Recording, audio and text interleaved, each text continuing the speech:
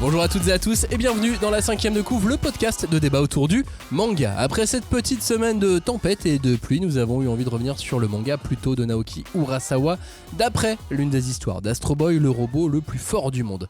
Pourquoi maintenant ? Eh bien parce que en 2023, c'est le 60e anniversaire de la première série animée d'Astro Boy, et parce que c'est arrivé sur Netflix, l'adaptation animée en 8 épisodes, un par tome, plutôt malin, donc du manga Pluto. Mais vous nous connaissez ici, on préfère parler manga plutôt qu'animé dans la 5ème de couve, donc on profite simplement de l'occasion. Puis de toute façon, l'animé est hyper fidèle au manga, donc voilà, lisez le manga. Bref, à l'occasion de cette sortie, Naoki Urasawa, l'auteur de Pluto, et Takashi Nagasaki, l'éditeur du manga et producteur de la série, ont lâché chacun une petite déclaration. Urasawa a dit: je salue le courage de tous ceux qui ont relevé le défi de réaliser un animé basé sur Pluto.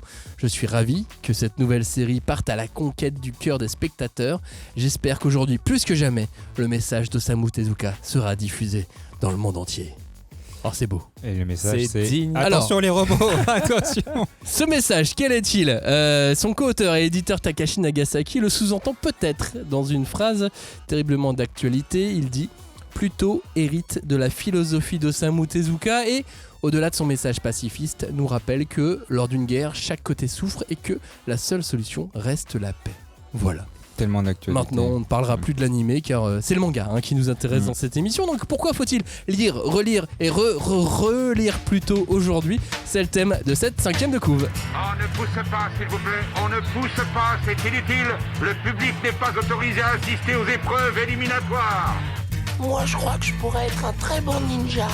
À quoi vous jouez ? L'heure est grave, c'est pas le moment de faire les guignols. Mais on n'a rien d'autre à faire, on peut pas sortir. On va leur faire notre attaque secrète, l'attaque de la Tour Eiffel, ils vont rien comprendre. Et il faudra aussi parler des dessins animés, notamment des dessins animés japonais qui sont exécrables, qui sont terribles. Oh, les bâtards! Oh, this you crazy mother... La 5ème de couve, c'est le seul podcast où tous ensemble nous allons découper, disséquer, dépecer, charcuter et aimer le manga Pluto. Les podcasteurs les plus forts du monde sont avec nous aujourd'hui, mais ils ne sont que 3, pas 7. Salut Cagnard, salut Robin, salut Johnny, ça va ? Salut. Est-ce que vous avez révisé parfaitement les lois de la robotique ? Celle d'Asimov ? Ouais. Bah non, celle de Pluto. Ouais, non, j'avoue, question c'est pas con, les mêmes, pardon. parce que souvent les articles qu'ils utilisent en Pluto sont pas les mêmes que ceux de la loi de la robotique. Ouais. Ok, alors donnez-moi une loi de la robotique. Un robot ne doit pas tuer ou faire du mal à un être humain. Ouais, mais ça c'est dans les deux, ça va. Ouais, mais c'est la loi numéro 1 d'Asimov, alors que dans Pluto c'est genre l'article numéro 8 ou je sais pas quoi. Ouais, mais ça c'est à cause des députés, tout ça. C'est parce qu'on connaît pas. Est-ce qu'il vous arrive de dire merci ou d'utiliser des formules de politesse quand vous utilisez genre Siri, Google, Bard, ChatGPT ou Alexa ? Moi j'ai un vrai problème. Toujours bonjour et merci. J'ai un vrai problème avec ça quand j'essaye ChatGPT, je suis vraiment hyper poli. Ouais, tu dis Et bonjour. Non, je dis pas bonjour. Si, putain. Si, moi je dis toujours bonjour. Et je dis merci commencer. quand il a terminé. Ouais, moi pareil. Et avec Et au Alexa, c'est la chauffeur même de chose. bus aussi. Je sais pas pourquoi. Oui, mais alors les chauffeurs de ça, bus, c'est c'est normal. normal, c'est un humain. Non, mais je veux dire, je leur dis au revoir quand je descends du bus. Bah c'est normal. Et moi pareil, avec Alexa, je peux pas m'empêcher. Et quand j'entends des gens autour de moi, genre les gens qui vivent avec moi, mal parler à Alexa, on sait T'as pas. envie de... Ouais. Non, mais parce qu'en plus, il n'y a pas besoin de bien lui parler. Non, D'ailleurs, c'est les la prompts de politesse. ChatGPT, Non, je mais crois il y a pas qu'il y ait de la être politesse poli ou dedans. bien lui parler, tu vois, genre si c'est juste lui demander un truc, Non, c'est mais- pas mal lui parler. Ouais, mais des c'est- fois tu lâches un stop, tu vois, naturel. Ouais. Après, moi je pense que dans tous Allume les la cas, lumière, stop. Ta gueule, Alex. vaut quand même mieux bien lui parler maintenant. Dans le sous doute, dans des tu sais pas, machines, ça, c'est sûr. Terminator. Dans c'est le pas- doute, je pense qu'il faut Ouais. quand même toujours. On Elle sait se jamais. souviendra. Quoi. Voilà, j'ai la se même souviendra que t'as technique été avec poli. le jambon Ouais, je et le sais. porc.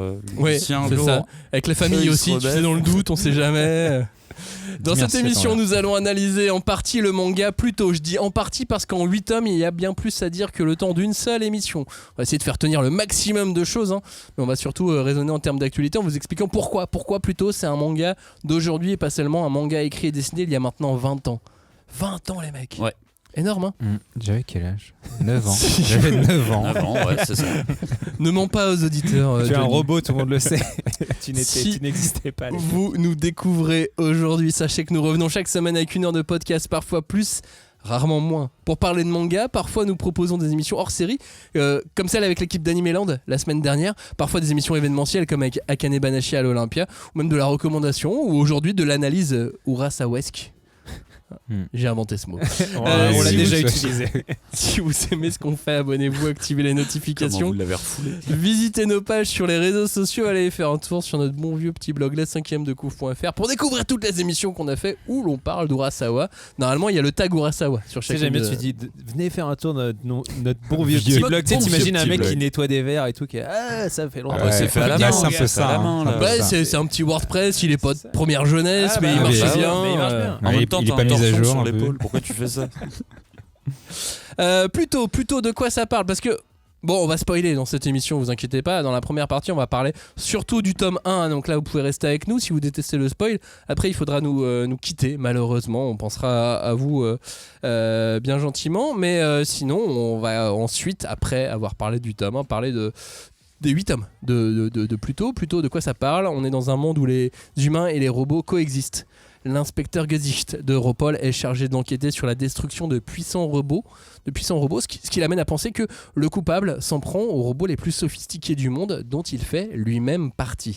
Mais la situation prend une tournure assez étrange lorsque les principaux humains chargés de faire appliquer la loi sont eux aussi tués les uns après les autres et qu'aucun indice n'est retrouvé sur les lieux des meurtres. Le meurtrier est-il un robot, est-il un humain? Au fil de son enquête, Gesicht rencontre le robot ultra sophistiqué que tout le monde connaît, Astro, dont les émotions et l'intelligence artificielle le poussent à se remettre en question. Ensemble, ils vont découvrir un sombre complot qui pourrait signer la fin du monde tel qu'ils le connaissent. Est-ce qu'ils parviendront à déjouer le plan le plus diabolique de l'histoire avant qu'il ne soit trop tard? Pour ça, il faut lire les 8 tomes de Pluto. Et il faut aussi commencer donc par le tome 1, qui est un exemple, Robin. Qu'est-ce qu'il faut faire pour faire un bon tome 1? Lisez celui-là. C'est clair, enfin moi c'est ce que je me suis dit en replongeant dans Pluto pour préparer cette émission. Bon, moi de toute façon Pluto c'est un manga très important pour moi, c'est un manga de Naoki Urasawa qui est déjà un auteur très important pour moi, c'est pour moi un des grands maîtres du manga contemporain, et me replonger dans ce que je considère être la meilleure série d'Urasawa, ça a été vraiment hyper important pour moi. Et vraiment en me replongeant dans ce tome 1, je me suis dit mais en fait je sais pourquoi j'aime Pluto, c'est parce que aussi son tome 1, donc cette porte d'entrée dans cet univers, dans cette série, est vraiment magistrale quoi. C'est une espèce de leçon de tout ce qu'il faut faire pour accrocher un lecteur dès un premier tome. Enfin tout est déjà dans ce tome. Il y a effectivement la présentation de ce héros Gesicht, dont on parlera peut-être un petit peu plus après. Il y a l'exposition de cet univers, d'anticipation, de futur SF tel qu'on l'imagine avec ces robots qui sont devenus partie prenante de l'humanité.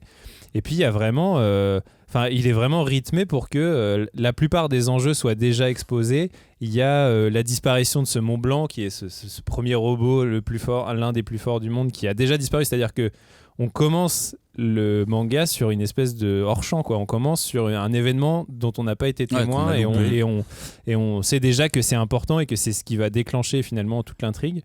On découvre Gesicht et puis après on va jumper dès le 2e ou 3e chapitre sur un nouveau personnage, un nouveau robot. C'est ça aussi que je trouve très étrange dans ce tome 1 mais qui fonctionne, c'est qu'on change totalement de tous les paramètres à partir de l'arrivée de North 2 et de Duncan. Mais c'est ça, Duncan. C'est assez audacieux quand même. C'est audacieux, mais en même temps, c'est en réponse à le premier twist quelque part de la série. C'est on nous a présenté Gesicht qui a tous les attributs d'un humain, qui est un inspecteur, un enquêteur qui utilise son intuition, ses réflexes, son analyse et tout. Puis en fait, premier twist, c'est que fin du premier chapitre, on sait que Gesicht n'est finalement pas un humain, c'est un robot lui aussi. Donc on a découvert ça et là, paf, là pour moi c'est un truc qu'on a. C'est pas la première fois qu'on voit ça chez Urasawa, quoi. Il nous a révélé un truc et boum, il nous amène ailleurs, et il nous amène dans une nouvelle, un nouvel espace-temps, une nouvelle unité de lieu avec des nouveaux personnages et tout. Et là, il réinstalle une nouvelle situation, des nouveaux personnages, et on a ce fameux North 2. Et pour moi, genre vraiment. Le chapitre, alors je sais même pas s'il y a 1 ou 2 chapitres sur North 2. Oh, 2 ou 3. Ouais. En tout cas, c'est quand même relativement court. mais c'est quasiment les passages pour moi les plus marquants de toute la série. C'est ces passages avec Norse 2 et son je sais pas quoi, son patron / pote, C'est son maître. et son maître, voilà. Et ça, pour moi, c'est vraiment ça installe aussi toute l'ambiance qu'il va y avoir dans cette série, quoi. Pour tout te dire, la partie avec Norse 2, j'ai regardé l'animé juste pour ça, pour vérifier, parce que je me suis dit, attends, ça se trouve, il y a un truc qui peut être presque ellipsé, éludé. Ça serait la partie avec Norse 2 pour si tu dois économiser Oui, si tu du dois aller temps, vite. si tu dois aller vite, ça pourrait être ça. Mais sauf que Norse 2, il fait partie des 7 robots les plus puissants du monde. Donc, il est entièrement dans l'histoire. Et sauf que c'est le moment de l'animé que j'ai préféré, je pense, parce que dans le manga, on n'a pas la musique.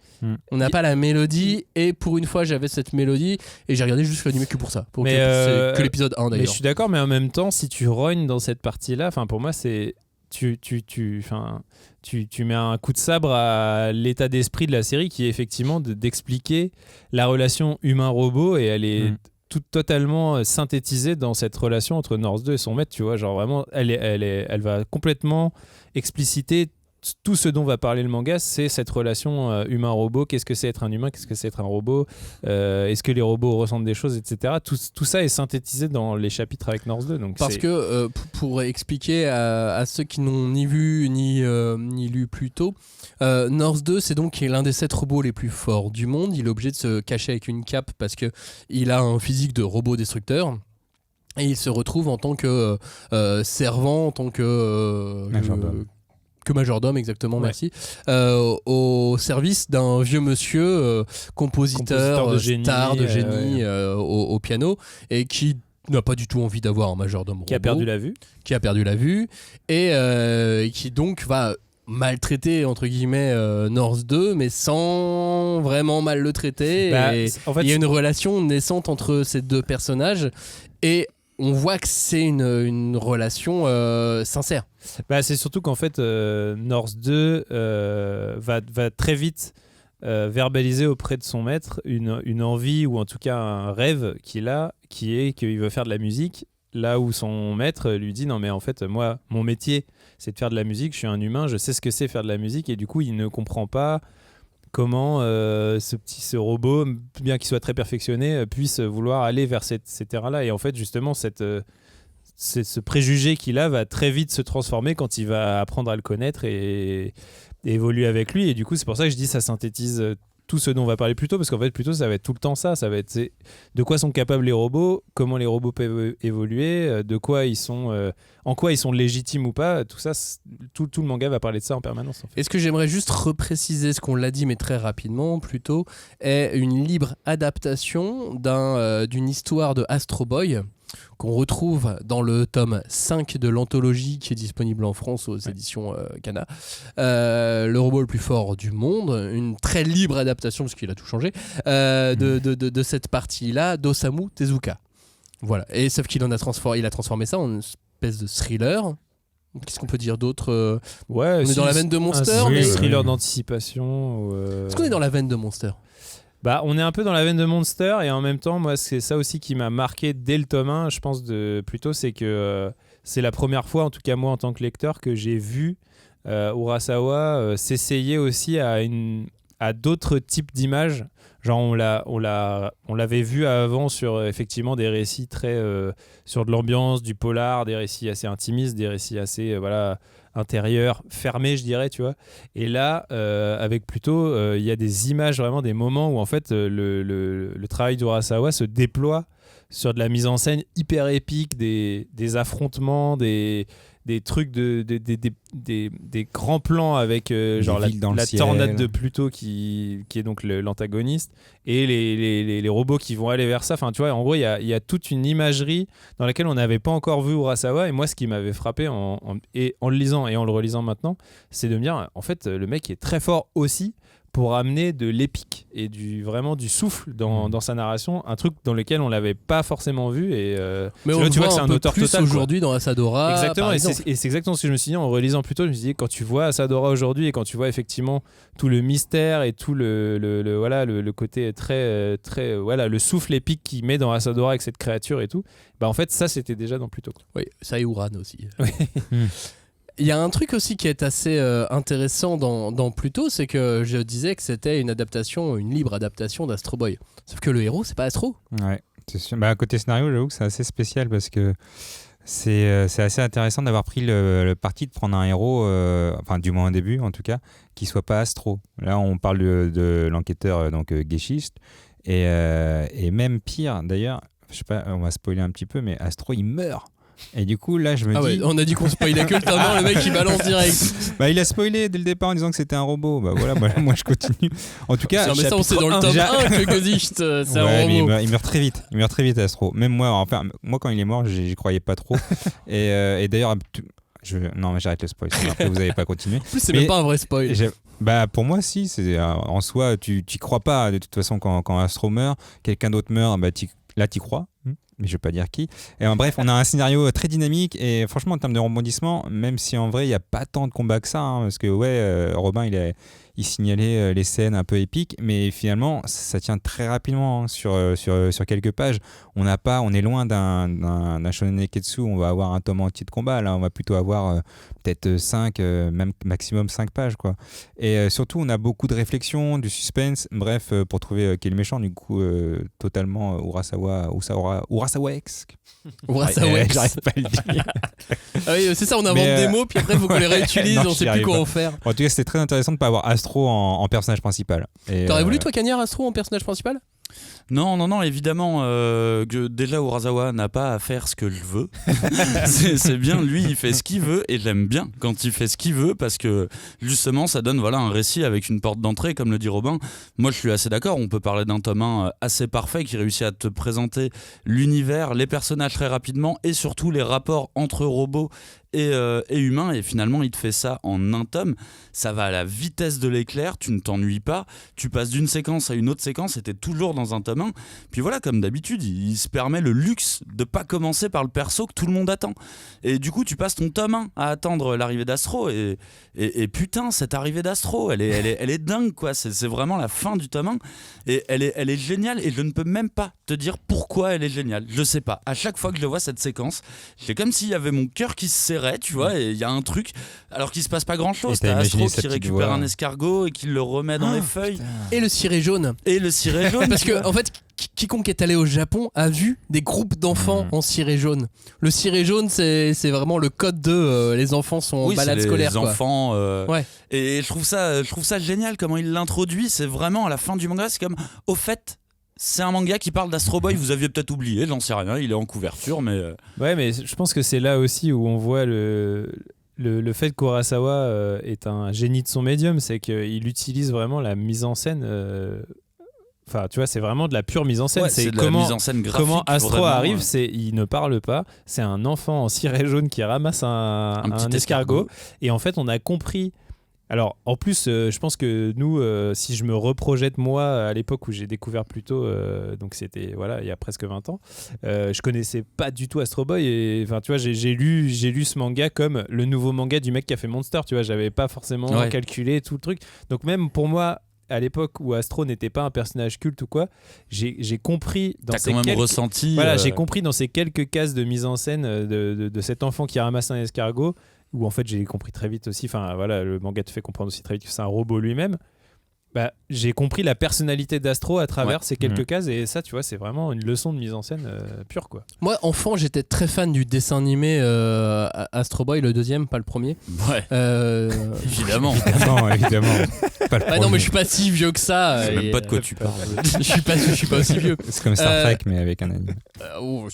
Non, la première série est bien aussi. Bref, donc je disais, j'étais fan, donc j'attendais aussi effectivement de voir ce Astro arriver, et je crois que c'est dans la post-phase du tome 2, Yamakuto Tezuka, le descendant d'Osamu Tezuka, qui explique un petit peu la réunion, le premier rendez-vous, comment Urasawa essayait de le convaincre, etc.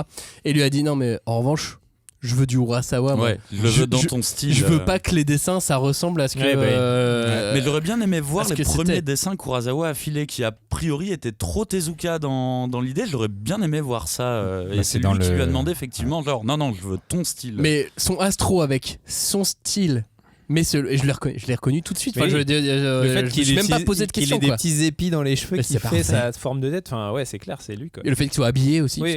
Parce que, c'est ça. Mais c'est marrant parce que tu vois ce que dit Robin, c'est-à-dire qu'il ne connaissait pas trop le statut, tu vois, d'Astro avant de le découvrir dans Pluto. Mais je trouve que tu ressens bien ce truc du poids du personnage quand il arrive et du poids culturel, je veux dire aussi. Cette mise en scène n'est pas faite pour un personnage lambda. Et quand ce personnage arrive, ouais, je trouve qu'il y a un truc où tu ressens vraiment toute la puissance d'Astro, alors que c'est juste un gosse en ciré jaune, quoi. C'est tout. Oui, sauf que c'est un gosse super puissant. Il y a ça qui est important, cette arrivée, cette mise en scène. Et puis il y a d'autres choses qu'il va mettre en place peu à peu dans sa mise en scène. C'est toute la partie des flashbacks. Oui, bah après ça c'est vrai que c'est vraiment le special move de Urasawa, c'est toujours faire des flashbacks, de raconter. D'ailleurs, même dans le tome 1, sur cette histoire entre le pianiste et son robot, eh ben, t'arrives déjà à avoir des flashbacks. C'est dingue de faire des flashbacks dans un tome 1, non ? Tu viens de rencontrer ces gens-là, eh ben lui ça marche. Lui, en fait, moi j'ai eu l'impression de lire qu'un seul gros flashback quand j'ai lu cette histoire-là. C'est pourquoi j'avais l'impression que tout était un flashback. En fait, je pense qu'il a mis un flashback dans le tome 1 parce qu'il pensait pas faire 8 tomes. Oui. A priori, de ce qu'on... C'est très vague, mais il devait pas faire 8 tomes, il devait en faire moins. Et en général, du coup, pour faire un tome 1 plus efficace et remettre de l'info, tu glisses des flashbacks dès le début pour pouvoir plus facilement avancer, quoi. Ouais, mais tu glisses des flashbacks de ton perso principal. Ouais, pas des persos que tu connais pas encore. Un tu pauvre viens mec de découvrir. secondaire, majordome. Oui, mais Mais- après, c'est Urasawa aussi. Non, mais voilà, et le mec a quand même ce génie de réussir à mélanger Peut-être qu'il avait ses prévu un spin-off. flashbacks. Hein. Et de toute façon, au final, c'est marrant de parler de flashback parce que la mémoire, c'est un des sujets de Pluto. On y reviendra tout à l'heure. Mais je trouve que tous les grands réalisateurs ont leur tic de réalisation. Je pense que Urasawa a ce tic de narration, le flashback. Après, c'est pas propre à Urasawa, t'en as dans plein de mangas, mais je sais pas, Urasawa, il a un truc avec ça, quoi. Bah, il sait très bien jouer sur les plans temporels aussi. Il est très fort. Ça, parfois, c'est chiant, mais ouais. Le manga s'appelle Pluto. Qui est Pluto, Robin ? Bah, Pluto, c'est l'antagoniste en fait, c'est le méchant. c'est la quête en fait, même presque de Gessicht, c'est-à-dire que très vite on se rend compte que je sais pas si c'est dès le tome 1, mais en tout cas on comprend assez rapidement que la personne qui assassine, et j'utilise ce terme à dessein, les robots les plus forts du monde les uns après les autres, c'est une entité qui s'appelle Pluto. Et je pense que c'est aussi pour ça que ce tome 1, ou en tout cas ce début d'intrigue, ce début de série est vraiment réussi, c'est que on comprend très rapidement qu'en fait on a affaire à un antagoniste très fort, et ça on sait qu'en général ce qui fait une bonne histoire c'est un bon méchant, mais là vraiment je pense que c'est d'autant plus vrai que déjà le manga en lui-même porte le nom de l'antagoniste, quoi. C'est-à-dire que le manga porte le nom du méchant, porte le nom de cette entité que notre héros, ou en tout cas nos héros, vont essayer de traquer. Donc ça, je pense que c'est aussi ça qui crée le sel du truc. Après, je vais spoiler un peu, mais je pense que ce qui aussi, en tant que lecteur, au bout d'un moment, te fait vraiment adhérer à cette série et à cet univers, c'est que non seulement on a un antagoniste qui est très fort, qui au début est très nébuleux, tu vois, il est très caché. Tu le vois pas, oui. Tu le vois jamais, plutôt il est ça. toujours camouflé dans son espèce de tornade. La plupart de ses affrontements, on ne les voit pas. Il y a une espèce de, voilà, évidemment, il y a cette symbolique de des deux cornes et tout ça, et on voit, on se fait une idée de qui sera Pluto, mais on le voit jamais. Et en même temps, donc c'est ce qui le rend fascinant. Et plus on va avancer dans l'histoire, plus on va se rendre compte qu'en fait Pluto est l'espèce de maillon d'un plan qui en fait est un peu au-delà de lui, quoi. Et en fait, je pense que ce qui fait aussi que on va être complètement pris dans l'intrigue, c'est que non seulement on avait nourri plein de fantasmes vis-à-vis de cet antagoniste, mais en plus quand on va comprendre de quoi il en ressort, bah on va ça va aussi nous chambouler, nous, en tant que lecteurs, tu vois. C'est un peu quand on comprend dans quel plan s'inscrit Pluto, c'est un peu tu vois ce qui se passe aussi quand tu lis X-Men et que tu comprends le plan de Magneto, et tu vois, enfin ça m'a rappelé, voilà, moi ce qu'on appelle le syndrome Magneto, c'est ces fameux méchants. Alors Pluto n'est pas lui-même Magneto, parce que Pluto est plus un instrument qu'autre chose au final, mais Pluto s'inscrit dans une espèce de comment on pourrait appeler ça, idéologie d'une personne qui veut vraiment qu'on pourrait presque comprendre quoi et au final c'est ça aussi qui rend cet antagoniste et cet antagonisme avec les héros passionnant aussi. Tu parlais de quête et c'est même une enquête. La quête, c'est l'enquête. C'est Oui, aussi c'est une ça. enquête pour savoir le pourquoi du C'est un comment. polar.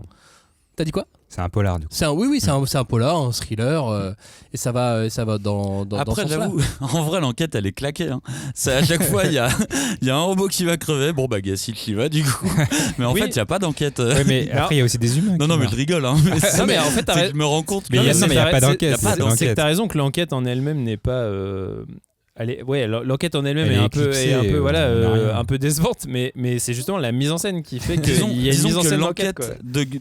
de qui est le robot, Il y a de la c'est tension. pas intéressant Ouais. parce que va juste voir où il y a des débris. Ouais. Et après, il y a la deuxième enquête, on va dire, qui est plus avec les pouvoirs en place et compagnie, et qui celle-ci se tient et qui tient plus. Tu te demandais tout à l'heure quel thriller. Je trouve qu'il a un très fort côté thriller conspirationniste aussi, tu vois, ce truc où vraiment les élites. Ouais. Et il y a ce truc un peu du thriller paranoïaque, quoi. Parce qu'il a beaucoup développé dans Billy Bat après aussi. C'est ça, quoi, d'ailleurs. exactement. Et je pense que Pluto, à un moment, a fait un peu une jonction entre deux styles de narratif du côté de chez Urasawa. Et c'est pour ça que Pluto est mon manga préféré de Urasawa, parce que je trouve qu'il est vraiment à son top sur cette série, quoi. Et ce qui compte, c'est pas l'arrivée, mais c'est la quête, comme le chante Orelsan. Ce manga, il a aussi un truc, c'est une sorte de pouvoir d'attraction. Je trouve que, déjà, le nom, Pluto. Il y a un truc, je sais pas, il y a un truc avec ce manga, le nom est parfait. Juste Pluto. Moi, je trouve ça génial. La couleur des couvertures, Les couves. Les couvertures. Elles sont folles. tout court, le fait que ça soit Urasawa, tu sais, ça se place dans un petit coin de ta tête, tu peux Oui, en plus, pas sur t'empêcher les de couves, se dire. c'est Urasawa X Tezuka, tu vois, c'est vraiment genre les 2 mètres. Il y a le nom Tezuka le qui crossover. rôde autour. Je trouve que ce manga exerce depuis toujours, sur moi en tout cas, une sorte de pouvoir d'attraction très étrange. Je saurais pas expliquer quelles sont les clés de ce pouvoir d'attraction, mais je trouve qu'il exerce cette chose en moi où j'ai toujours eu envie d'être fan de Pluto. Je sais pas pourquoi. Bah, c'est qu'en même temps, si tu te souviens, à la sortie du manga, quand il est sorti, il y avait vraiment zéro chance de pas aimer, quoi. C'est genre impossible, c'était impossible, ça a été matraqué partout, il y avait une Astro, grosse campagne. Urasawa. Ouais, mais il avait mis du temps à sortir au final. Hein, parce C'était que les 2 premiers tomes qui étaient sortis c'était en même temps. 2005. Et du coup, tu vois, il y a eu 2 ans entre la sortie japonaise et la sortie française. On sait pas pourquoi ça a mis autant de temps à arriver en France alors que tout le monde le voulait. Ouais, Enfin, mais peut-être qu'il y a des problèmes de droit. mais- À l'époque, on était moins au taquet sur les sorties japonaises aussi, tu vois, je pense. Bah, ouais, je sais pas, parce qu'il y a quand même des gros titres, tu les avais assez rapidement. Là, on a quand même mis assez Ouais. longtemps, je trouve. En fait, ce titre, mine de rien, il est devenu culte dès sa sortie, voire culte avant sa sortie, tu vois. Rien qu'avec parce le que les nom gens des attendaient, auteurs, t'avais ce truc, et je pense qu'il y a ce truc d'attraction de si tu lis du manga, Urasawa déjà ça te dit quelque chose, et Pluto, t'as dû en entendre parler à un moment, c'est sûr. Ouais, je sais Tezuka pas. qui résonne, Astro Boy, ça résonne Ouais, aussi ça un résonne peu, un tu peu. vois, c'est des Ouais, mais c'était pas dans le bon sens non plus. Hein. Moi, par exemple, Astro Boy, honnêtement, c'était pas. Ouais, moi je pense que c'est plus que c'était le Tezuka d'après Monster, tu vois. Genre vraiment, En je pense plus. que les Français, enfin en tout cas le public français, ça a été. Enfin, la découverte pour moi, la découverte d'Urasawa, là c'est une intuition qui parle, mais pour moi c'était vraiment Monster. Et les gens ont découvert, ah ouais, en fait le manga. Et surtout, ça- ils ça ont peut être découvert des l'anime en polars de plus. ouf. Et en Ouais. plus, ils ont découvert l'anime Oui, et avant de l'anime, découvrir ouais, c'est ça, les de Monster. Ouais. Ah ouais, Ah si, enfin, c'est sûr. je sais plus, mais. Et ouais. là, en l'occurrence, c'est la deuxième fois qu'il y a un animé pour Oui. Urasawa avec Pluto, C'est 20 ça. ans après. Mais ce que je veux dire, c'est que tu vois, Pluto est arrivé vraiment après Monster. Juste, enfin, il me semble après dans quoi. un bon timing. Dans ouais. un bon timing du Oui, moment bien où en sûr. fait le public français s'est dit mais cet auteur il est incroyable, il a sorti peut-être le meilleur polar en manga qui existe. Oui, et et c'était donc- le moment où il y a eu une espèce de seinenisation, on va Et- dire, exactement, et en des plus, séries. et en plus, il y a eu- non, mais Et c'est une, vrai. belle, du mal à- et une belle petite fabrication, un petit truc, Oui, voilà, tu vois, c'est un ça. petit cachet, je sais Je pas. pense que tu as raison, il y a une espèce de L'attraction. d'alignement des astres qui Ouais. fait que il y a eu ça. Bah, j'avoue, la fabrication, tu la vois pas sur d'autres mangas. Enfin, si, tu la vois sur certains mangas. Ah, genre, aujourd'hui, oui. Groseille, Mais à l'époque- de cadavre. Mais à l'époque, tu sens que la couverture, la jaquette, j'ai pas les bons termes, hein, je suis pas fabricant, désolé, mais tu sens que la jaquette, déjà, elle est pas en plastique, elle est pas comme les Ouais, autres, ça carrément. fait un peu papier.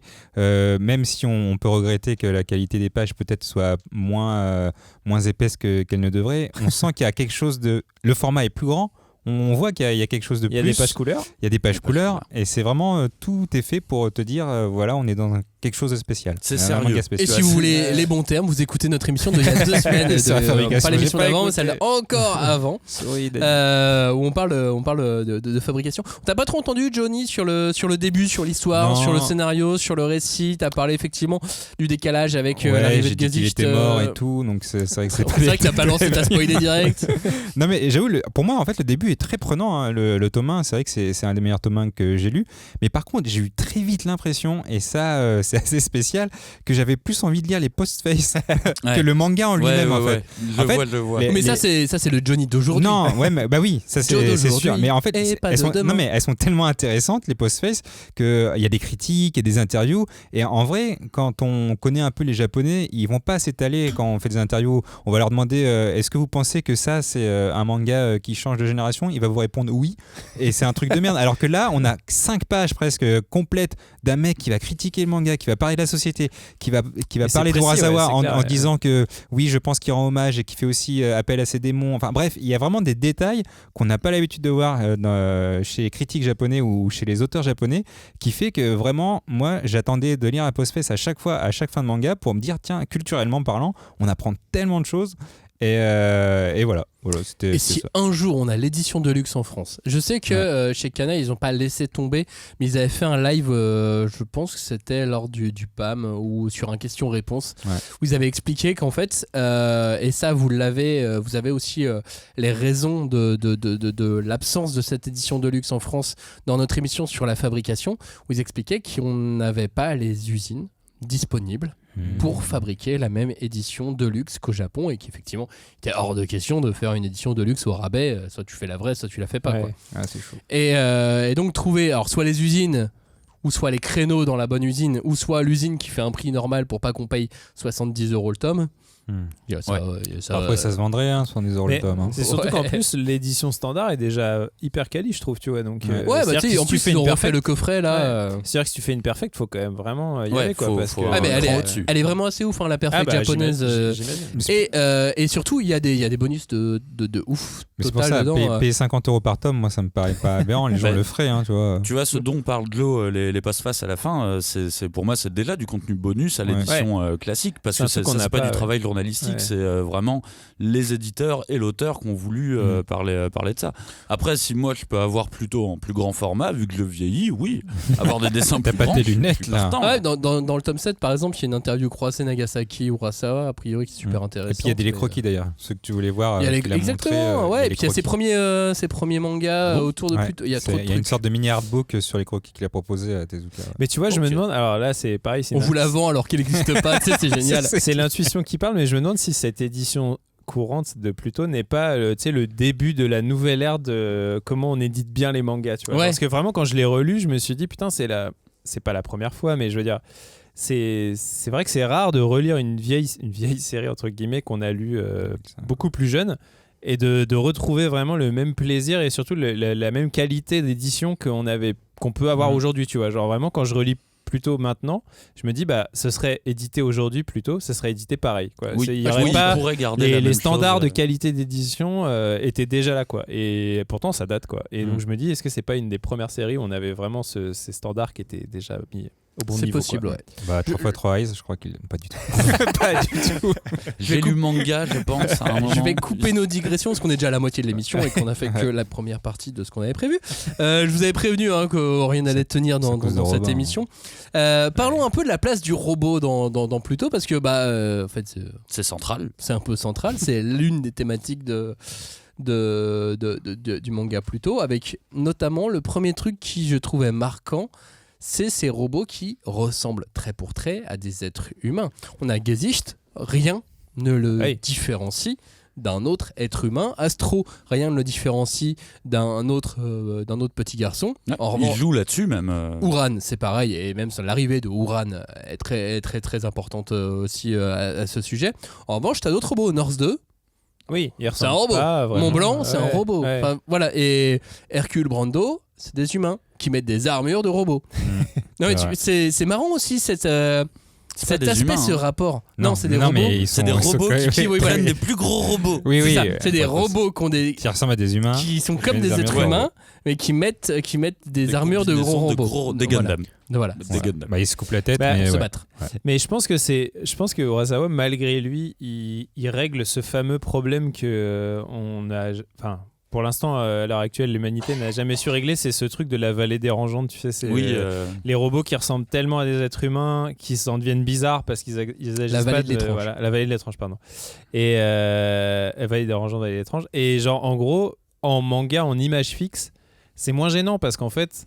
Ce qui te montre, lui, avec les codes de son médium, c'est des images fixes qui vont au final raconter quelque chose et construire une narration en se succédant les unes des autres. Du coup, on a moins ce sentiment de truc qui fait bizarre de voir un visage qui réagit pas comme il faut au bon moment et tout. Et je pense qu'il joue vraiment bien avec ça. Alors, je sais pas s'il le fait de manière consciente ou pas. Et comme en fait, très vite dans son univers, il considère que il y a des robots qui vont ressembler à des humains, il y a des robots qui vont pas ressembler à des humains.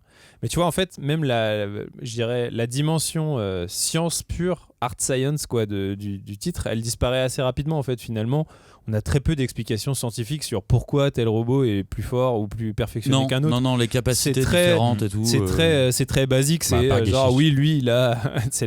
Oui, alors lui, c'est un robot qui utilise la science photonique, tu vois, mais c'est pas vraiment ce que ça veut dire. Si Bah, ce ça n'est veut dire qu'il qu'il est fort. qui tire sa puissance du soleil ou quoi. Le Mais genre, zéronium. vraiment, globalement, voilà, c'est des espèces de mots-clés qui sont name droppés comme ça, Ouais, par-ci c'est vrai, par-là, ouais. qui te font dire, bon, ok, lui, c'est un robot perfectionné, lui, pas trop.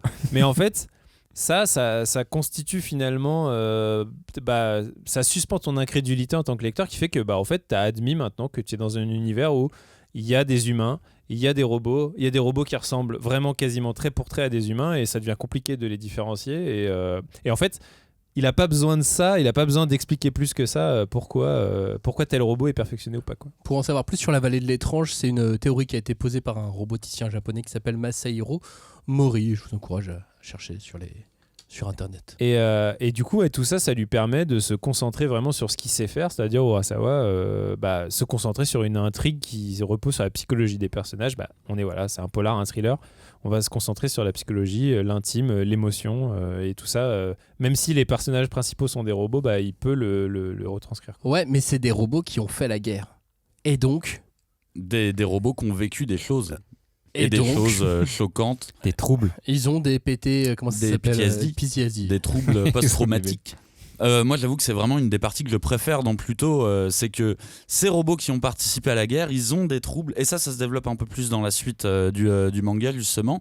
Et du coup, de base, quand ces robots qui ont pourtant des apparences souvent assez gentilles, quand tu les vois arriver, je ne pouvais pas les prendre pour des gentils robots, parce que de toute façon, ils ont participé à des massacres de guerre et tu le sais très vite. Je trouve que c'est assez intelligent pour... Oui, ils ont massacré d'autres robots, mais peut-être des humains aussi, tu vois. Non, techniquement, ils n'ont pas le droit. Mais c'était dans un autre pays. Mais du coup, je trouve que c'est un moyen de mettre ça assez intelligemment, les robots et les humains au même niveau. C'est-à-dire qu'au début, ça me dérangeait. Je trouvais que les humains avaient trop l'air méchants dans le début du manga, là où les robots... c'est un peu des victimes, quoi, ils subissent. Sauf que, en fait, je trouve que ça c'est les humains qui les ont programmés. Exactement. Ça s'équilibre parfaitement là-dedans, où au final, ces robots sont des héros, mais pas les grands héros qu'on pense connaître, nobles et compagnie. Non. Eux aussi ont leur part de noirceur, quoi. Et le plus PTSD et le plus dérangeant dans la vallée de l'étrange, alors qu'il ne ressemble pas à un être humain, c'est Brao 1589, qui lui est flippant dès le début et il te met mal à l'aise dès le début. T'imagines sa voix. Ouais, non mais clairement, c'est ça, tu l'imagines trop mal. Et lui, c'est le plus dérangé par la guerre partout et c'est le seul à avoir vaincu une des règles. Enfin, à être transgressé, pardon. Mais c'est vrai que ça te donne du coup des scènes qui sont vraiment tendres, et il joue pas du violon Urasawa, c'est ça qui est vraiment cool. Donc dans ces rapports entre humain et robot, évidemment, tu finis par te perdre un petit peu au bout d'un moment entre qui a un cœur, qui a une âme là-dedans. Et tu vois, moi, il y a des séquences qui m'ont vraiment fait chialer, celle du professeur avec le petit chien. Avec le petit chien robot qu'il essaye de sauver là. Mais putain, c'était horrible, quoi. Le petit chien il bouge et le professeur il lui dit arrête.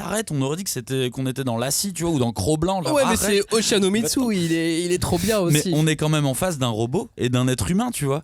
Et les réactions étaient tellement humaines des deux côtés, ça m'a troublé. Et je dirais même qu'il y a des moments où Urasawa arrive quasiment à retranscrire plus d'émotions dans des visages, ou en tout cas des dessins de robots. Des têtes de robots qui ne ressemblent pas à des humains, qu'avec des robots qui ont des visages humains, tu vois. Alors, est-ce que s'il a réussi à faire ça, c'est parce qu'en fait, il s'est totalement détaché de la science-fiction pour l'utiliser, mais sans vraiment l'appliquer? C'est ça pour moi. Plutôt, on est presque dans de la fantasy robotique, quoi, plus que de la SF ou de la hard science. Enfin, évidemment, c'est de la SF, tu vois, mais pour moi, il a réussi à appliquer ce truc qui est que, en gros, il nous a fait comprendre dès ce fameux tome 1 dont on a parlé tout à l'heure, très rapidement les enjeux de cet univers, quoi. Ouais. On a compris qu'on est dans un monde où en fait il y a des humains, il y a des robots, tout le monde vit ensemble et les robots sont tellement perfectionnés qu'en fait on en vient à douter de qui est un humain, qui est un robot. Et en fait il n'y a plus du tout cet enjeu de se dire est-ce que le robot quelque part est un enjeu technologique? Non, le robot il existe. Non, mais de toute façon il existe à partir du moment où tu mets les droits des robots. Il y a les droits de l'homme et il y a les droits des robots, ce qui fait que c'est au même niveau. Et en fait, voilà, mais j'allais dire, ils sont au même niveau, mais moi, je dirais même que les robots, très vite, deviennent supérieurs aux humains. Alors, c'est effectivement le plan, l'idéologie du méchant dont je parlais un petit peu tout à l'heure, c'est que les robots, comme Magneto, quoi, les robots sont au-dessus des humains, sont supérieurs aux humains, donc c'est les robots qui doivent régner. Mais je trouve que ce qu'il a amené, Urasawa, que moi, j'avais jamais vraiment vu ou lu dans un récit sur les robots, c'est que non seulement les robots sont supérieurs aux humains d'un point de vue calcul, d'un point de vue physique, ils sont plus forts, ils sont plus résistants, ils sont machin, mais au bout d'un moment, il y a un truc tellement surnaturel dans leur manière d'être, c'est-à-dire que non seulement ils sont plus forts, ils sont plus intelligents, mais en plus ils ressentent des choses au bout d'un moment que les humains eux-mêmes sont pas capables de ressentir, tu vois, genre bon là je spoil complètement, mais à un moment donné quand Astro va ressusciter entre guillemets, que Tenma va réussir à soigner Astro pour le faire se réveiller, toutes les IA du monde, tous les robots du monde vont ressentir que Astro s'est réveillé, tu vois. Et ça c'est pas du tout scientifique, c'est évidemment un truc complètement surnaturel, mais c'est une thématique très très SF. Voilà, mais il a réussi à intégrer, il a réussi à intégrer ça dans son intrigue, qui fait qu'en fait les robots deviennent vraiment une espèce d'entité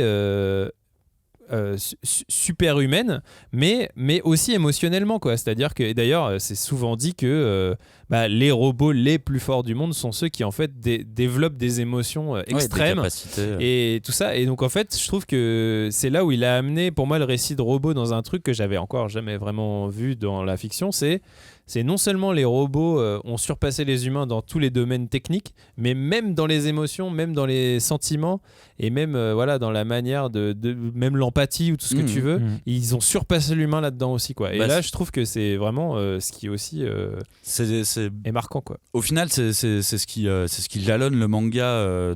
Vraiment du début à la fin, c'est cette humanité, cette question d'âme au final qu'on a. Et souvent les lignes de conflit dans Pluto entre un humain et un robot, c'est le pianiste qui lui dit mais toi tu vas juste recopier des notes. Tu n'es pas capable de faire de la musique. Parce qu'en fait, je pense que inconsciemment, il y a vraiment un truc où c'est le dernier truc qui reste aux hommes, c'est les émotions. Où là, on est censé être meilleur que les robots. Sauf que comme tu le dis, effectivement, ça commence par un qui a des émotions et ça finit carrément par Gessicht qui refuse de répondre aux ordres, des ordres qui sont absurdes en plus. Donc moralement, t'es plus du côté de Gessicht et c'est les humains que tu finis par de moins en moins comprendre au final. Et trouver inhumain, quoi. C'est ça. Et je trouve qu'il arrive à un équilibre qui est assez sensationnel là-dedans, ce qui fait que moi, sur quasiment tout le début du manga, où je me dis que je suis censé suivre un thriller, tu vois, une enquête. Bon, on a déjà dit que l'enquête était peut-être pas forcément passionnante, mais j'ai l'impression de voir une vraie anthologie dystopique avec des petites histoires qui vont raconter le quotidien entre humains et robots, comment ça se passe. Du coup, ça me donne un côté très léger, alors que tout ce qui se passe dans le manga est assez dramatique. C'est assassinat sur assassinat, sauf que ça te donne une petite atmosphère un peu poétique où justement t'as ce truc qui est questionné, c'est-à-dire l'humanité de chacun, encore une fois. En fait, je crois que t'as tort, parce que c'est pas une impression que t'as. En fait, t'as dit pardon. Je pense pas que c'est une impression de voir une anthologie. Je pense que c'est une anthologie. Arrête, je peux pas avoir raison à ce point.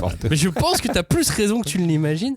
Et je suis pas, je sais pas si on mesure en tant que lecteur. Ouais, vas-y. Je sais pas si on mesure en tant que lecteur habitué à lire de la science-fiction à quel point il a réussi à intégrer l'impact de l'évolution technologique dans le scénario. À quel point il y a plein de petits trucs. Quand tu vois les inspecteurs qui font toujours des petites remarques genre c'est un robot, il fait des trucs dans son coin. Ah, c'est vrai, il peut regarder ça. Ah, c'est vrai, on peut faire ci, on peut faire ça. Les flics humains, ils ont toujours ce petit truc de Et il faut faire gaffe à pas être raciste anti-robot. En plus, une espèce de choses assez étranges. Et je crois qu'on mesure pas à quel point la technologie a un impact très très fort dans le scénario et comment il a réussi à l'intégrer avec beaucoup de soins, beaucoup de détails, beaucoup d'applications. Ce qui est malin, c'est que tu vois, on est dans un monde futuriste, mais il a pas perdu du temps à nous sortir 15 000 inventions futuristes. En fait, l'humanité a créé le robot ultime, le robot qui est censé nous aider vraiment dans la vie de tous les jours. Du coup, il sait pas. Alors, il y a des voitures volantes. Voilà, c'est vraiment max ce que tu verras. Ouais, mais les voitures volantes, c'est dans Astro. Enfin, tu vois. C'est même pas forcément une invention. Et je trouve qu'il a eu raison de se restreindre à ça vraiment. On va parler de robots et je vais pas vous montrer des ascenseurs dimensionnels ou des trucs comme ça. Quoi. Après, la création, c'est clair, c'est plutôt l'intelligence artificielle. En gros, c'est la découverte de l'intelligence artificielle qu'on a intégrée dans des robots cybernétiques ou des corps. Et c'est vrai que quand tu penses que ça date de 2003 et que c'est vraiment le sujet d'actualité, aujourd'hui on en fait des pataquès sur l'IA, on peut voir à gauche, à droite, partout, et que en 2003 aussi on en faisait, même en 2000, mais juste tu te dis que ça sera toujours transgénérationnel. C'est tellement d'actualité son truc. À la différence qu'en 2003, on pensait pas qu'on allait s'en servir en 2023. Oui, c'est clair. Enfin, on imaginait, on espérait, ou je sais pas ce qu'on se disait. Sauf qu'aujourd'hui, on s'en sert de manière quotidienne de l'intelligence artificielle. Et on sait que ça ressemble pas à Gesicht. Et on sait que ça ressemble pas encore à Gesicht. Mais moi, j'ai un projet demain à 9h et je sais pas de quoi on va parler, mais il y a de l'intelligence artificielle dedans. Le nom du projet, c'est Projet Intelligence Artificielle. Voilà, au moins comme ça. Tu vois, mais qu'est-ce qu'on va faire ? Je crois que c'est juste un truc administratif. Faut pas croire. En fait, on se rend pas compte à quel point l'IA c'est important dans nos vies de tous les jours sur des trucs un peu idiots. Maintenant, quand même, dans Excel, il y a de l'IA et ainsi de suite. Bien sûr. Sur des trucs très exactement, il y en a partout maintenant. Mais oui, en 2003, c'était déjà réfléchi et les gens forts intellectuellement le savaient.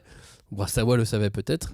Nous non, mais nous on lisait les histoires et on adorait les histoires de science-fiction. Mais je pense que pour rejoindre ce que disait Cagnard aussi, c'est là où il a été malin, c'est qu'il a mis assez suffisamment peu d'éléments vraiment technologiques pour que finalement son récit reste assez intemporel, parce qu'on se doute bien, enfin en tout cas, que les robots ne seront pas aussi perfectionnés que Gesicht et compagnie avant vraiment très très très très longtemps. Enfin, on espère. Je sais pas si j'espère, mais en tout cas ça me paraît assez peu probable.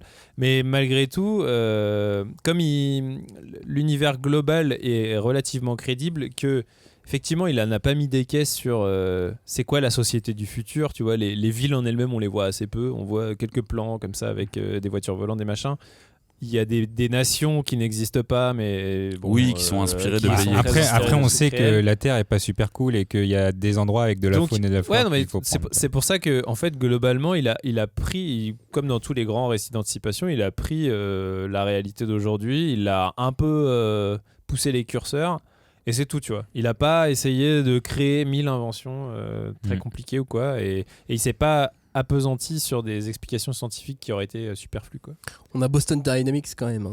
Oui, mais bien sûr. On croise les doigts. Ils font des robots cool. Et peut-être qu'ils vont savoir se battre. Peut-être qu'il y aura des combats de robots contre des catcheurs. Ça serait vraiment avec deux super robots qui seront rivaux. Et en fait, ils seront un peu potes aussi, quand même. Roman Reigns contre un robot et tout, ce serait trop cool. C'est cool que vous parliez de combat de robots, parce que pendant ma relecture de Pluto, à un moment, je me suis posé une question simple. Mais est-ce que le manga Pluto, ça serait pas l'arnaque ultime du manga de robots ? Parce que, qu'on soit bien d'accord, on arrive sur un manga où il est clairement dit « Les robots les plus forts du monde vont s'affronter ». Non, ils vont se faire tuer. Non, vont s'affronter. À la base, c'est ça qu'on te promet dans la pub. Ça va se taper. On dit que Pluto, il va tuer tous les robots les plus forts du monde. Mais est-ce que vous avez vu des combats de robots, vous ? Oui, moi j'en ai Dans vu. les tornades, là Dans les tornades qu'on voit pas, là. Si, il y a une espèce de fusée de lumière qui arrive dans une tornade. Oui, voilà, il y a ça je l'ai vu, aussi. moi. Mais du coup, au fur et à mesure de ma relecture, parce que c'est un truc con que j'ai noté au début sur mes notes en me disant, vas-y, ils se battent jamais les robots, enfin on les voit jamais se battre. Et plus j'avançais dans la lecture, et plus je me disais, mais non, mais attends, mais non, vraiment, on les voit pas se battre, à part une prise peut-être, quelque chose comme ça, pas plus. Du coup, à un moment, je me suis quand même dit, bon, c'est quand même pas parce qu'il est pas capable de dessiner des combats de robots, tu vois. Eh ben non, parce qu'il y a plein de scènes d'action en plus dans le manga. Et c'est surtout vraiment à la fin que j'ai compris, parce que pour moi, dans ce manga, il n'y a qu'un seul combat de robot. Et c'est celui d'Astro, c'est celui de la fin. Et putain, quel combat! Mais j'avais oublié à quel point ce combat était malade.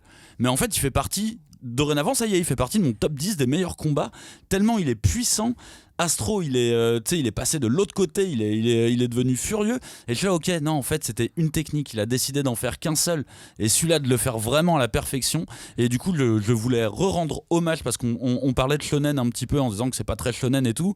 Vous inquiétez pas, si vous aimez la bagarre de robots, malgré l'arnaque du début, vous allez en prendre plein la gueule dans ce dernier combat. Ouais, puis Mais une fois. Ouais, puis, non, mais je pense que ça crée aussi la menace, tu vois. Genre, Pluto, il est terrifiant aussi parce qu'on voit jamais les combats et on voit jamais ces fameux. Parce que, et encore une fois, les différents super robots, que ce soit Mont Blanc, North 2 et compagnie, on comprend leur puissance par rapport au storytelling qu'il y a vis-à-vis de ces personnages-là, tu vois.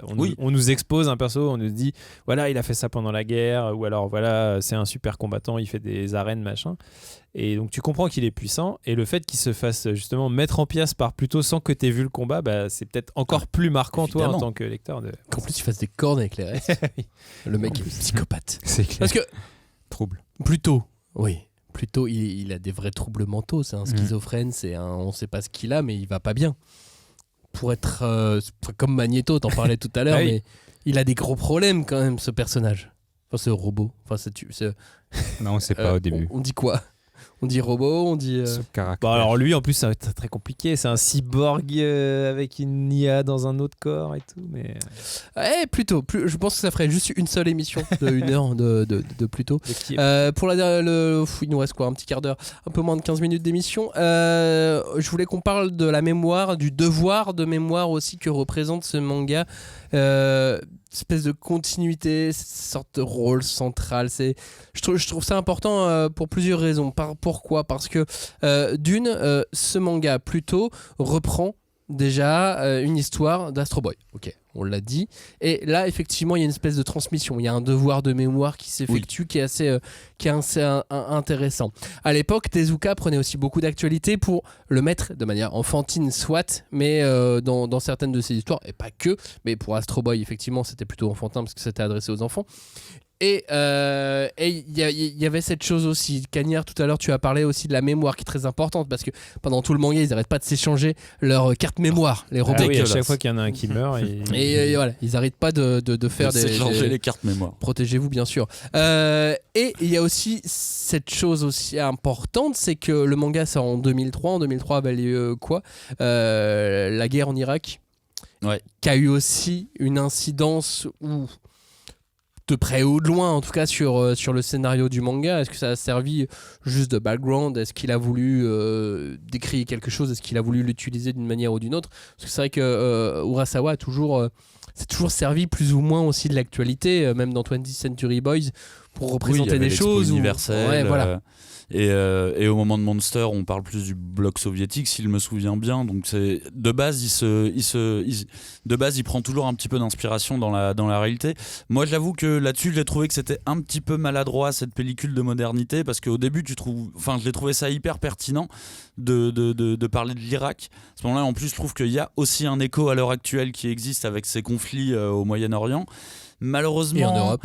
quand je vois comment il termine, tu vois, cette histoire, j'ai vraiment l'impression qu'en fait, il sait pas trop de quoi il parle. Il a repris vraiment les trucs de base, mais qui. Ouais, mais il a repris c'est une aussi pellicule, quoi. Tezuka avait comme message.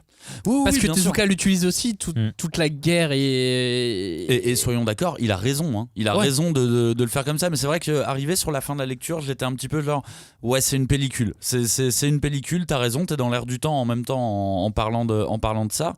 Mais c'est vrai que pour moi, c'était un peu maladroit. C'était un C'est petit peu difficile maladroit. d'en faire plus, mais quand tu pars sur l'hégémonie des États-Unis de traces et tout, enfin, tu vois. Mais c'est ça, j'allais dire en fait. C'est vrai que quelque part, si tu prends le message de fond qui est oui, faire la guerre c'est pas bien, il amène pas beaucoup d'eau au moulin, tu vois, du truc, mais quelque part, il s'inscrit aussi, bah tu vois, t'es dans les années 2000, on est à un moment où on est sur une hégémonie américaine sur la pop culture qui est monstrueuse, tu vois, et de amener une espèce de discours qui est quand même très critique, même si les États-Unis sont pas spécifiquement nommés. Évidemment que les États-Unis de Tracia, c'est les États-Unis, tu vois. Il est blanc. Oui, puis le robot s'appelle Dr. Roosevelt. Voilà, et les armes de destruction massive, c'est en fait des fleurs, des champs de fleurs et tout. Enfin, tu vois, genre vraiment ce truc de dire, en fait, les États-Unis, ils vous ont dit de la merde, ils ont dit que c'était des armes de destruction massive, c'est pas vrai et tout ça. Tu vois, genre de proposer ce message-là dans une proposition de pop culture, je trouvais qu'au final, bah ça fait pas de mal quoi, de rappeler aux Américains que c'est des gros, gros escrocs et tout. Tu vois. On s'en souvient de ce qu'ils ont fait. Et voilà, on aime beaucoup la pop culture américaine, mais c'est bien aussi des fois de les mettre à mal. Et moi, j'ai trouvé que. Non, mais t'as raison que c'est logique avec aussi, le message humaniste qu'ils veulent passer dans le manga. C'est vrai que c'est logique que ça prenne ce chemin-là. Mais comme tu dis, Maxime, c'est vrai que il y a une espèce de devoir de mémoire dans Astro, mais qui est autant intrinsèque au scénario du bouquin. Et tu vois, c'est vraiment l'un des sujets principaux. La mémoire de Gesicht, au final, elle est au centre de l'intrigue. Lui qui, au début, il envie les humains de pouvoir oublier des moments difficiles, bah en fait, tout ce qu'il va faire, c'est essayer de se rappeler un souvenir qu'on lui a effacé, et du coup, au final, s'humaniser. C'est ça son arc, son arc narratif dans le manga. Et même sa relation avec Bro 1589. Oui. Quand lui, il s'échange les cartes mémoire, Bro arrive à ravoir des bouts de rêve. Le truc, c'est... La mémoire qui a été effacée, là. Ouais, la mémoire qui a été effacée, la partie rêve, qu'il arrive à lui ressortir, je crois que c'est dans le tome 2 ou 3, assez tôt. Ça aussi, ça te donne un aspect psychologique au manga, un côté un peu thriller, un peu enquête, où tu te dis mais où est-ce que ça va, et tu enquêtes sur la mémoire de Gesicht en plus de l'autre enquête. T'as des niveaux, des couches d'enquête. Mais c'est pour ça que je trouve ça intéressant, c'est que ça soit autant une des thématiques vraiment propres du scénario, et qu'en même temps tu comprends que ce qu'ils ont essayé de faire, les auteurs, avec l'ayant droit de Tezuka, c'est aussi un devoir de mémoire. Donc il y a vraiment un truc que tout est bien bouclé, je trouve, là-dedans, quoi. Et puis le message reste le même. Il est évident, ce message, mais voilà, et tout le monde perd dans la guerre. T'as pas de gagnant. Si, Lord of War, mec. Ouais, voilà, c'est ça. T'as les vendeurs d'armes. Mais sinon, t'as pas vraiment de gagnant. Joe, t'en penses quoi, toi, de toute cette partie mémorielle du manga? Qu'est-ce que j'en pense? Bonne question. Non, moi, en fait, j'ai aussi lu l'histoire originale de Tezuka pour arriver à comparer. Et pour relire les post-faces que j'ai adoré, à un moment, il parle justement de tout l'hommage de Urasawa à Tezuka, l'hommage, mais aussi la pression qu'il a eu à le faire, parce qu'il sentait bien que tu avais la tête de Tezuka qui était là, en train de le regarder, pas forcément son descendant, mais juste vraiment au-dessus de ta tête.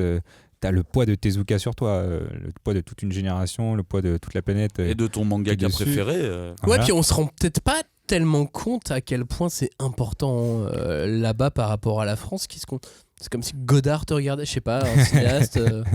Mais ce qui est assez bien dit ici dans les post-faces, c'est que non seulement il y a le poids, tu vois, en tant qu'Urasawa, de se dire. Enfin, ça, c'est Urasawa le dit jamais vraiment dans les post-faces, mais c'est le poids de ton dieu, tu vois, et en même temps le poids d'un mangaka dont tu sais que de son vivant, il était déjà très critique vis-à-vis de ses rivaux et que du coup, tu te places quelque part en rival de lui-même, tu vois. Il le dit dans des interviews, dans certaines interviews, parce que lui, il avait 4 ans quand il a découvert Astro et le robot les plus forts du monde. Et c'est vrai que c'est clair que pour lui, ça doit être très compliqué parce qu'il veut faire le mieux, enfin la perfection pour lui, sachant que derrière, il sera attendu au tournant. Et clairement, moi, quand j'ai comparé l'œuvre originelle et l'hommage d'Urasawa, je me suis dit, mais c'est rien à voir. Enfin, effectivement. Toi, t'as pas aimé, non, mais pas aimé du tout le Astro Boy. J'ai pas aimé parce que Astro Boy, au final, il est dans sa catégorie, je sais plus si on peut dire catégorie ou pas, de shonen. Donc c'est vraiment un manga destiné aux enfants. On le voit dans les dialogues, on le voit dans les mots utilisés, c'est des trucs assez enfantins. On le voit dans le dessin, c'est vraiment du dessin rond. Même il y a pas mal de pages couleurs, mais c'est vraiment très simple et c'est pas nul. Hein. Juste, clairement, la cible, c'est la cible de base du shonen, on va dire. À l'époque, en tout cas, dans les années 68-70, c'est le petit garçon de 10 ans qui va lire des histoires de robots qui combattent. Et là, de l'avoir à la sauce Urasawa, moi j'ai lu plutôt en premier, et après j'ai lu Astro Boy. Clairement, j'ai fait waouh, il a réussi à faire ça. À partir de ça. Mais en même temps, je suis un peu comme Joe parce que moi, j'avais jamais lu l'histoire de Tezuka, le robot le plus fort du monde, avant de préparer cette émission, et du coup j'ai fait comme Joe, c'est-à-dire que j'ai relu plus tôt puis j'ai lu l'histoire de Tezuka, et j'ai eu vraiment le même sentiment que Joe en me disant waouh, j'ai vraiment l'impression de lire un dessin animé pour Gogol, enfin genre pour enfants. Un dessin animé pour enfants. Enfin, j'ai vraiment eu. Non, mais c'est intéressant parce que pourquoi vous avez pas aimé? C'est une des rares fois où j'ai eu l'impression de lire un dessin animé, quoi. C'est-à-dire que j'ai eu l'impression de un storyboard, vraiment de lire un storyboard de dessin animé, ce qui est un compliment parce que ça veut dire que il a très bien fait son travail. Tu peux complimenter Tezuka, vas-y. Et que voilà, mais globalement, effectivement, je me suis retrouvé avec une espèce de naïveté globalement de tout ça, et en même temps, en le lisant, je me disais que, enfin, plus j'avançais dans la lecture, plus je me disais oui, bon, d'accord, et en même temps je me disais ah ouais, mais en fait là, effectivement, Urasawa il respecte à la lettre tous les événements qui se passent, et effectivement t'en arrives à une histoire qui fait 150 pages, un peu plus de 150 pages, qui devient 8 volumes, et où tu te rends compte qu'en fait Urasawa a vraiment quasiment respecté à la lettre chaque événement qui se passe, mais voilà, en y amenant son truc. Et là c'est effectivement en lisant cette histoire de Tezuka où voilà, effectivement avec mon regard de maintenant, je suis comme Joe, j'ai pas apprécié cette lecture, j'ai trouvé ça intéressant d'un point de vue culturellement c'est important, ouais, culturel, personnel et tout, mais par contre je me suis dit là j'ai vraiment compris en quoi plutôt non seulement est un grand manga, mais en plus une adaptation vraiment exceptionnelle, quoi, parce que vraiment arriver à faire de cette histoire pour enfants, voilà, c'est vraiment clairement, c'est quand même l'histoire de moi je suis un robot qui fait 100 000 chevaux, mais en fait on va me donner 1 million de chevaux pour que je sois plus fort pour battre plus tôt. Enfin tu vois, c'est quand même vraiment ça globalement le message. Après, c'est pas le message, mais Tezuka il l'a dit lui-même que Astro Boy, il l'a dit dans une interview, on le lit dans les post-faits je crois, qu'il a donné une interview où il disait que Astro Boy c'est son plus grand échec. Parce qu'à la fin en fait il voulait plus faire du Astro Boy, mais juste il lui fallait de l'argent pour les studios de production, etc. Et il a tiré un peu sur la corde, mais il aimait plus faire Astro Boy, il l'a dit lui-même. C'est son échec le plus grand. Pourtant c'est tellement génial. Ouais, mais tu vois, c'est ça qui a indigné les fans aussi. Ouais, mais en fait c'est génial parce que c'est simple, c'est facile, tout le monde comprend Astro. Mais c'est quasi du Kodomo, non?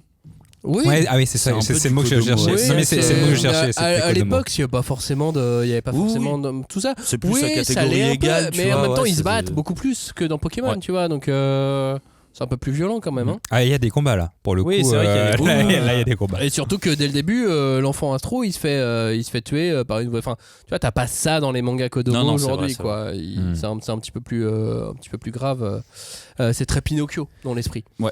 Le début d'Astro. Mais c'est vrai que quand tu dis le robot le plus fort du monde, c'est vraiment genre t'as l'impression que c'est Is No Good qui a créé c'est trop Is No Good le premier qui a créé un robot géant qui va détruire tous les autres robots les plus forts et tout, et vraiment tu sais ça s'enchaîne mais malgré tout c'est ça que je me suis dit ah ouais, mais il y a vraiment Mont Blanc qui est en Suisse, qui est vraiment le robot machin. Mais c'est super après il y a North 2 et après tu vois tout ce qu'il a puiser dans tout ça et voilà, après tu compares à Pluto, tu dis ah oui, non mais il a vraiment su incorporer toute cette essence et tout ce que lui en plus en tant que lecteur il en a retiré et en créé son œuvre à lui quoi. Et là pour moi c'est ce qui fait vraiment et c'est pour ça que j'encourage je pense les auditeurs qui ont peut-être pas lu cette histoire de Tezuka à le faire, même si je pense qu'ils auront à mon avis le même réflexe que Joe et moi au départ, mais pour bien comprendre ce qui selon moi est une grande adaptation, c'est de voir ce qu'Urasawa a fait avec Pluto quoi. C'est dans le tome 5 de l'anthologie Astro Boy aux éditions Kana. C'est donc Makoto Tezuka qui je crois disait que maintenant lui il a tout ce qu'a fait Osamu Tezuka, il l'a en main, c'est lui qui gère, c'est lui un peu le patron. Maintenant mangaka, faites mieux. Prenez, utilisez, ça a été créé, c'est de la matière, c'est plein de choses intéressantes. Prenez-les, utilisez-les et faites mieux. Bah, c'est ce que je me disais au final en terminant la lecture de Pluto. Je me suis dit que j'aimerais bien voir d'autres démarches dans ce style-là avec d'autres personnages, parce que autant dans le comics ça se fait souvent, tu vois, tu vas donner même en BD franco-belge, t'as de plus en plus un héros qu'on connaît bien mais qu'on va confier à un auteur pour un album. Et en vrai j'aimerais bien voir des trucs, tu vois, je sais pas, une histoire de Guts, une histoire de Gon, tu vois, même des trucs pas forcément si vieux que ça, mais j'aimerais bien avoir d'autres choses comme ça, parce que comme vous dites, on part d'un manga limite Kodomo shonen de l'époque pour arriver à un thriller paranoïaque, SF futuriste dystopique qui peut être lu par des gens qui connaissent pas, qui ne connaissent absolument pas le manga. Et moi c'est un manga que j'ai beaucoup conseillé à des non lecteurs de manga, parce que je trouve que t'as besoin d'aucune connaissance en manga pour le lire. Mais c'est ça qui est super intéressant. Ouais, carrément. Tu es de la fanfiction. C'est ça qui est super intéressant. Fanfiction. Non mais même avec quand tu vois tout ce qui a été fait à partir du matériel Dragon Ball, quand tu vois ce qui est fait à partir du matériel Attaque des Titans, tu te dis qu'il y a des choses il y a des qui peuvent être croisements, super intéressantes, mais voilà, en revanche faut se lâcher, faut que les ayants droit acceptent, et il faut que les auteurs se libèrent du poids c'est compliqué, que ça représente. Aujourd'hui là, ce mois-ci, enfin la fin du mois dernier, est sorti Astérix. J'ai l'impression, tu vois, par exemple, que Fab Caro, le scénariste, s'est enfin libéré du poids que représente Astérix, et espérons que d'autres et encore. Et ils sont plusieurs comme ça. Thébo s'est plus libéré du poids de Peyo, etc. sur les jetons. Il y arrivera jamais. Mais non, voilà. non, mais je le dis. Tu touches pas à Peyo. Il y a des choix comme ça, il y a des choses où il faut se libérer du poids. Non, bien sûr, c'est compliqué. Ultra difficile. Urasawa a réussi, et pour l'instant c'est quasiment le seul qui a vraiment en manga réussi. pour moi c'est le seul. Si, à la limite Kaneko avec Search and Destroy qui a réussi, mais pour moi, même si j'adore Search and Destroy, c'est un manga que je trouve vraiment hyper bien, ça a pas le souffle d'un Pluto, tu vois, genre Pluto pour moi c'est vraiment un manga, alors peut-être que je les ai pas lus aussi au même moment dans ma carrière de lecteur de manga, mais tu vois, Pluto pour moi a quand même cette espèce de supplément d'âme, de truc qui va au-delà, enfin tu sais, qui en fait vraiment une œuvre de son temps, là où Kaneko reste dans son exercice, mais c'était pas la même chose, très postmoderne de dire voilà. Mais derrière tu mets un studio qui défonce, qui adapte Search and Destroy. Derrière le manga il te fait un carton. Ah oui, non mais je lui espère, j'espère que Search and Destroy cartonnerait avec un animé, mais je pense que moi en tant qu'œuvre manga, si je les compare les deux, et j'adore les deux, Pluto est quand même plus puissant, tu vois, genre il a quand même un truc beaucoup plus fort pour moi quoi. Mais c'est cool que les ayants droit de Tezuka continuent, tu vois, à laisser, parce qu'il y avait eu l'initiative Tezu Comics aussi, où il y avait des auteurs étrangers. Bien sûr, mais ça fait partie du jeu, et d'ailleurs Phoenix qui est aux éditions Vega est aussi dans cet esprit-là. Alors effectivement, c'est pas aussi bien que Pluto, mais c'est super intéressant. Non, mais c'est hyper positif, je trouve, comme message de dire c'est exactement ce que tu disais, quoi. Maintenant, tenez, c'est là, et on a envie de faire vivre cet héritage, du coup, allez-y. Et c'est pas genre des avocats qui bloquent les droits, tu vois, en disant non, c'est une œuvre culte, c'est Moulinsart, mon pote, tu toucheras jamais, tu vois.